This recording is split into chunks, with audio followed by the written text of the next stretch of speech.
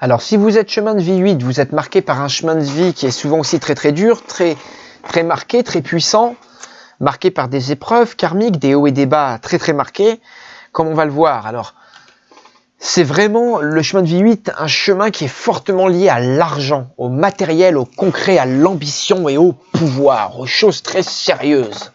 Hein? Alors, la recherche d'équilibre et de justice sont très importants pour les chemins de vie 8. C'est un chemin aux possibilités multiples. Quand vous voyez qu'on couche le 8, on fait l'infini. Donc c'est vraiment les possibilités infinies dans le chemin de vie 8.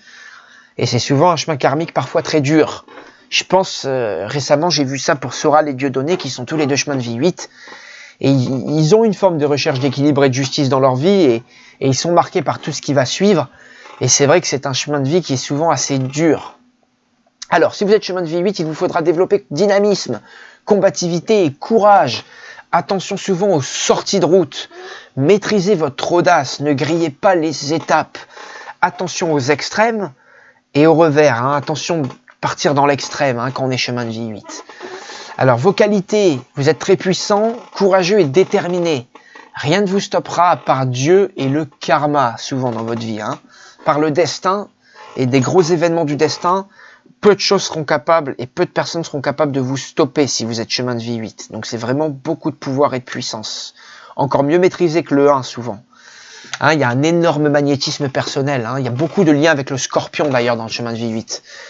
Et le scorpion est d'ailleurs le 8e signe. Endurant, enthousiaste, volontaire, justicier et entier. Vous êtes instinctif, connaisseur expérimenté, avec une grande aura. Vous êtes souvent un fin stratège, avec un fort pouvoir critique, peut-être trop des fois. Vous ne faites pas dans le détail, c'est le moins qu'on puisse dire. Vous savez dominer sans partage, sans tenir compte de la vie des autres. Ça peut être une qualité pour savoir parfois trancher et dominer de manière un peu violente là où règne une trop grande confusion. Donc les chemins de vie 8 peuvent savoir vraiment s'imposer par le pouvoir et la force. Des fois trop. Vous êtes franc, évidemment, loyal, mais pas soumis, peu conventionnel, novateur, passionné et parfois même manipulateur, dans le cas où vous savez vraiment transformer les gens. C'est ça, en fait. Le chemin de vie 8, il va être beaucoup... Il va pas non plus être manipulateur dans le sens petit, mais grand dans le sens manipulateur.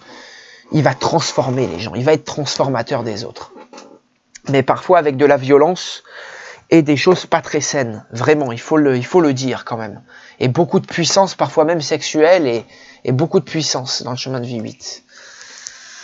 Donc si le 8 est en excès, il faudra vous méfier de votre violence, de votre puissance. Oubliez votre ego. Soyez moins jaloux. Vous devez calmer votre attitude de mauvais perdant agressif. C'est vrai qu'on est très mauvais perdant avec un chemin de vie 8 et des excès de 8. Et attention à ça et aux affrontements qui peuvent en découler. Comprenez et aidez les plus faibles. Voilà, servez-vous de votre pouvoir. Calmez vos excès de pouvoir, surtout égocentriques, et votre possessivité. Donc à contrario, si le 8 fait défaut dans votre thème avec une absence du HQ et du Z, hein, ce qui est souvent commun, hein, beaucoup de gens n'ont pas ces lettres hein, dans leur nom et prénom, vous devez comprendre les choses par rapport à l'argent et aux réalisations matérielles. Vous ne devez pas rêver de réussite financière stable, ni d'être un grand économiste. Vous êtes quelqu'un souvent de dépensier, alors faites attention à ça.